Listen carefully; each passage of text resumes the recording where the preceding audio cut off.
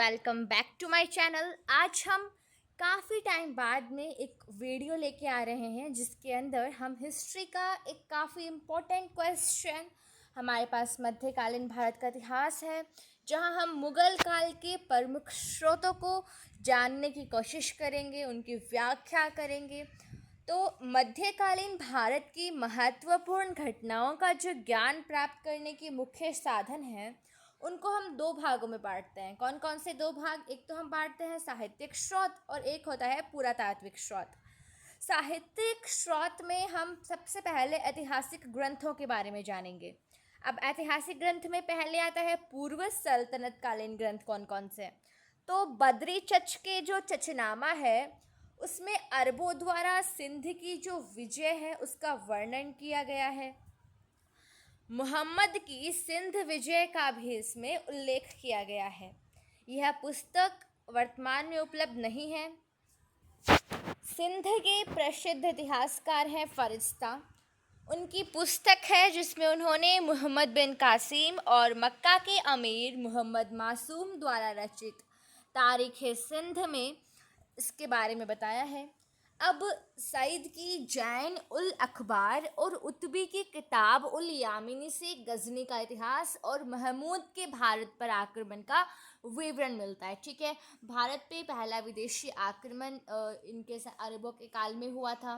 तो यहाँ पे जो गजनी के महमूद बिन कासिम हैं, मोहम्मद बिन कासिम, उन्होंने यहाँ पे आक्रमण किया सिंध पे और सिंध में विजय प्राप्त की। ठीक है, यहाँ पे पुस्तकों के नाम हैं जिन्हें हमें ध्यान रखना है। सईद की पुस्तक का नाम क्या है? जैन उल अखबार। क्या नाम है? जैन उल अखबार। उतबी भी एक इतिहासकार हुए हैं। इनकी पुस्तक का नाम क्या है? किताब उल यामिनी। ये हम कौन से देखे हैं? पूर्व सल्तनत कालीन। अब हम देखते हैं सल्तनत कालीन।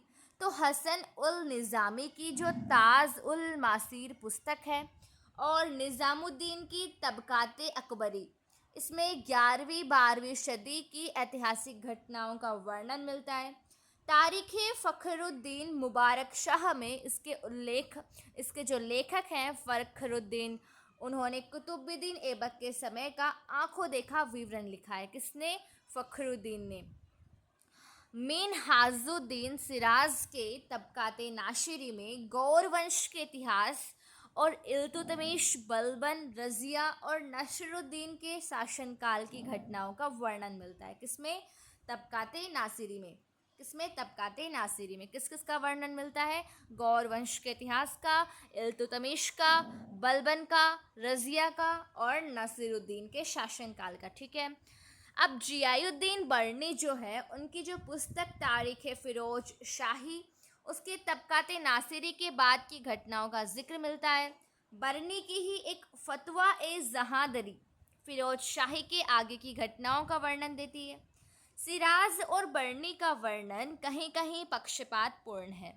फ़िरोज शाह तुगलक स्वयं भी एक लेखक था। उसने अपनी पुस्तक थी फुतुहाते फ़िरोज शाही। ठीक है, क्वेश्चन आता है फ़िरोज शाह तुगलक की पुस्तक कौन सी है? फुतुहाते फ़िरोज शाही।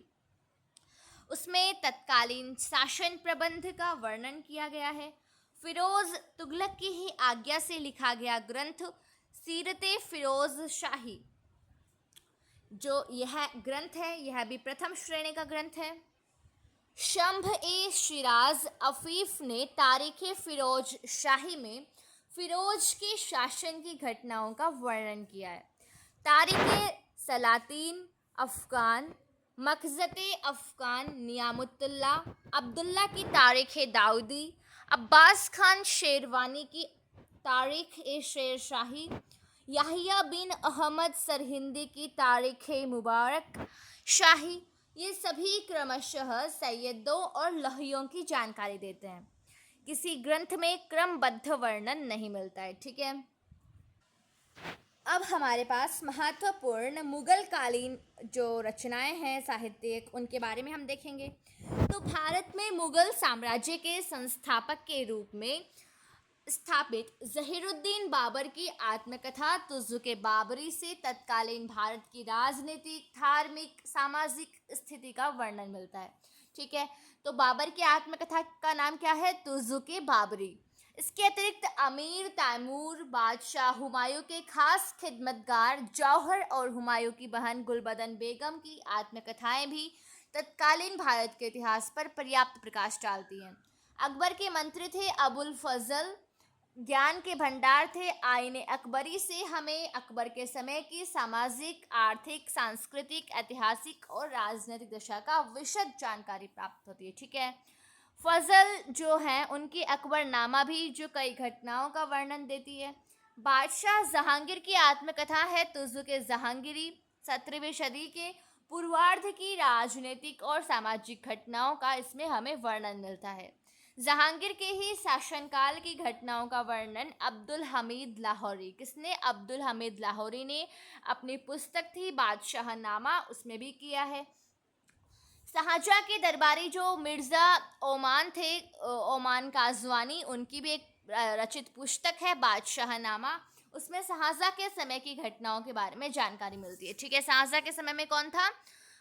मिर्ज़ा ओमान काजवानी। मोहम्मद सादिक अपने शाहजहाँनामा में जहांगीर के स्वर्गवास से शाहजहाँ के कैद किए जाने तक की जो घटनाएं हैं उनका निष्पक्ष वर्णन करता है। कौन करता है? मोहम्मद सादिक। और पुस्तक का नाम क्या है? शाहजहाँनामा।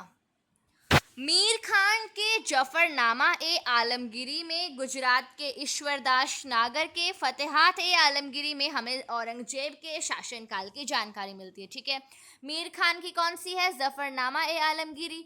और गुजरात के जो ईश्वरदास नागर थे उनकी जो पुस्तक फतेहात ए आलमगीरी, इसमें औरंगजेब के बारे में पता चलता है। ठीक है, ये सभी ऐतिहासिक ग्रंथ थे। अब हम देखेंगे विशुद्ध साहित्यिक ग्रंथ।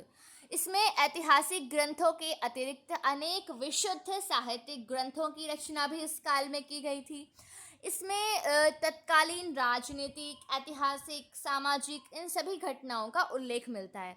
इस प्रकार के ग्रंथों में अमीर खुसरो के ग्रंथ, विशेषकर उनकी मंसवियों और मसनवियों और दीवानों का विशेष महत्व है। किसका?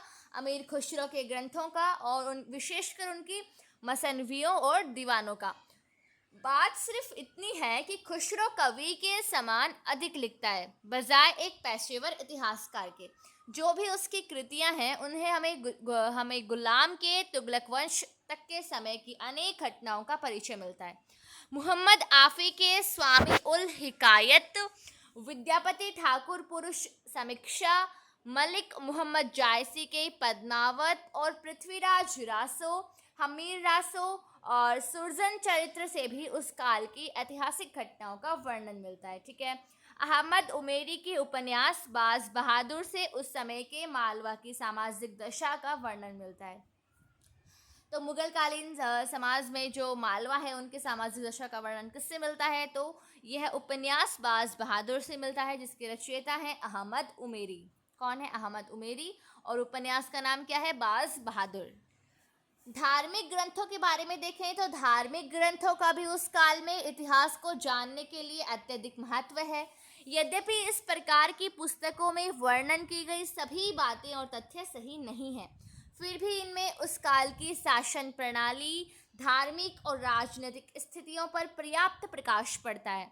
ऐसे ग्रंथों में ऐतिहासिक जैन काव्य संग्रह और पुरातन प्रबंध संग्रह आदि 13 और 14 सदी में बनाए गए जैन धर्म संबंधी ग्रंथ और इस्लाम धर्म की आदाब उल मुल्क और किफ़ायत उल ममलुक आदि पुस्तकों का विशेष महत्व है। ये क्या है? धार्मिक ग्रंथ हैं।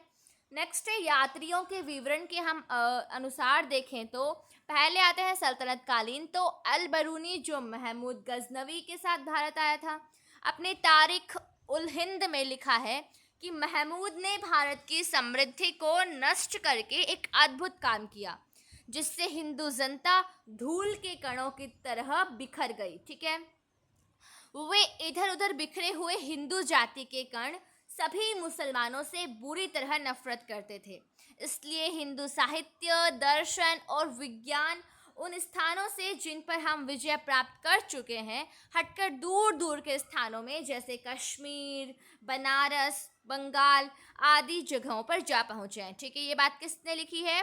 अल बरूनी ने लिखी है अपनी पुस्तक तारीख उल हिंद में। ठीक है, हसन निज़ामी का ताजुसा मासीर में 1192 से 1238 तक की घटनाओं का वर्णन है। दक्षिण अफ्रीका के तंजीयर्स का इब्न बतूता 12 सितंबर 1333 को भारत आया था। कौन? दक्षिण अफ्रीका के तंजीयर्स का इब्न बतूता। उसने किताब उल रहला में मोहम्मद तुगलक के दरबार और शासन प्रणाली का जिक्र किया है। साथ ही भारत की तत्कालीन सामाजिक अवस्था का भी किताब उल रहला में किसका वर्णन किया है, किसका जिक्र किया है? तो मोहम्मद तुगलक के दरबार का और शासन प्रणाली का। साथ ही भारत की तत्कालीन सामाजिक अवस्था का भी वर्णन किया है। मार्को पोलो जो है वो 13वीं सदी के दक्षिण भारत की सामाजिक, आर्थिक और सामाजिक दशा का वर्णन किया है। महुआ महुआ कहाँ है? चीनी यात्री था जो बंगाल और मालाबार तट के जनजीवन की झांकी अपने विवरणों में दी है। ठीक है। अब्दुल ज़ाक ईरानी राजदूत था जिसने विजयनगर की तत्कालीन दशा का वर्णन किया है। इटली का निकोलो कॉन्टी 1519-20 ईस्वी में भारत आया था। उसने हमारे देश का, यहाँ तक कि रीति रिवाजों का और जनता की दशा का रोचक वर्णन किया है। किसने किया है यहाँ की रीति रिवाजों का? इटली का निकोलो कॉन्टी। पुर्तगाली एड्रार्डी बारबोसा और उसका साथी डोमोगोज पाइस 1516 में दक्षिण भारत आए थे। वहाँ की राजनीति, आर्थिक, सामाजिक दशा का अपनी यात्रा विवरणों में वर्णन किया है। किसने? पुर्तगाली एड्रार्डी बारबोसा और उसका साथी डोमोगोज पाइस। ठीक है। अब हम मुगल कालीन देखें यात्रियों के विवरण। तो मुगल काल में भारत में अनेक ईसाई, पादरी एवं जो यात्री थे वो भारत आए थे और उन्होंने यहाँ के नगरों की समृद्ध दशा, सामाजिक स्थिति और अनेक राजनीतिक घटनाओं और मुगल सम्राटों के वैभव और राज दरबार की शान शौकत का वर्णन किया है। इसमें कैपिटल हॉन्किक्स, टॉमस रो, इटली निवासी पीट्रो डेला वैले, फ्रांसिस पेल्सर्ट, जर्मन मंडाला सो, दिलीट, एडवर्ड टेरी, पीटर मंडी, मानेटिक, बर्नियर, टावर्नियर, निकोलो, मुल्लकी, ये सभी प्रमुख हैं। ठीक है। अब पत्रादि के हिसाब से हम देखें तो पत्रादि भी तत्कालीन दशा को जानने के साधन हैं। महमूद गवां की रियाल उल इंसा ताहिर उल हुसैन इंसारनामा से तत्कालीन स्थिति की जानकारी मिलती है। तुर्की के जो बयाजिद प्रथम और द्वितीय के पत्रों द्वारा भी हमें सांस्कृतिक दशा का पता चलता है। अब हम पुरातात्विक स्रोतों के बारे में देखते हैं। सबसे पहले आते हैं मुद्रा एवं अभिलेख। मध्यकालीन भारत के इतिहास की जानकारी हमें उस काल के सिक्कों और शिलालेखों से भी मिलती है। इस समय के सिक्के शासन काल की अंतिम सीमा का बोध कराते हैं, जिसे दरबारी इतिहासकारों ने प्रायः उपेक्षित रखा है या फिर अशुद्धता के साथ वर्णन किया है। शासक के सिंहासन पर बैठने की तिथि, उसके साम्राज्य का विस्तार, पड़ोसी राज्यों के साथ उसके संबंध और धार्मिक नेता के साथ उनके संबंधों के बारे में हमें शासकों के सिक्कों से और विश्वसनीय तथ्यों की जानकारी मिलती है। सिक्कों से ही हमें तत्कालीन आर्थिक दशा का और विनिमय दर का पता चलता है। सुल्तानों के शासन पर भी सिक्कों से जानकारी मिलती है। दक्षिण भारत और उड़ीसा के हिंदू राजाओं के सिक्कों से वहाँ के इतिहास पर पर्याप्त प्रकाश पड़ता है। सिक्कों से ही हमें करीब 26-27 मुगल शासकों का पता चलता है और उनके साम्राज्य विस्तार का भी। कुक्षी, धार, हरदा, बरूड, 40 निमाड़ से अनेक मुगलवासी सिक्के मिले हैं। सिक्कों से हमें पता चलता है कि मुगल बादशाहों ने सिक्कों के आकार, आकृति, अभिकल्प, वजन, शुद्धता और सुलेख पर विशेष ध्यान दिया है। ठीक है। सिक्कों के अभिलेख से बादशाहों की धार्मिक एवं व्यक्तिगत प्रवृत्ति का बोध भी होता है। यही नहीं, इससे हमें यह भी पता चलता है कि मुगल किस प्रकार भारतीय परंपराओं से प्रभावित हुए थे।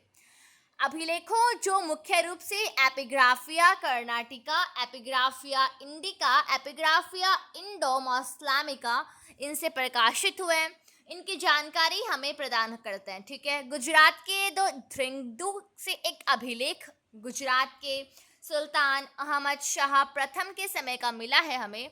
इस अभिलेख से क्या पता चलता है कि उस प्रांत में मुस्लिम संख्या है वो विचारणीय तादाद में होगी, और इसलिए वहाँ प्रार्थना हेतु मुनीर शाहतई द्वारा रजब हिजरा 840 16 जनवरी 1437 एक मस्जिद बनवाई गई थी। ठीक है। जे एफ फलीट का कहना ठीक ही है कि अभिलेखों के द्वारा बिना किसी कठिनाई के तिथियों को निश्चित करने और भारत के इतिहास को एक रूपता प्रदान करने में सहायता मिलती है। इनसे भाषा और लेखन कला पर भी प्रकाश पड़ता है।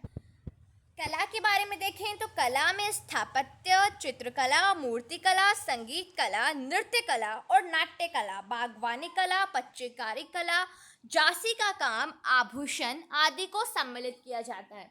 इनसे देश की तत्कालीन कलात्मक, सामाजिक और आर्थिक दशा की जानकारी मिलती है।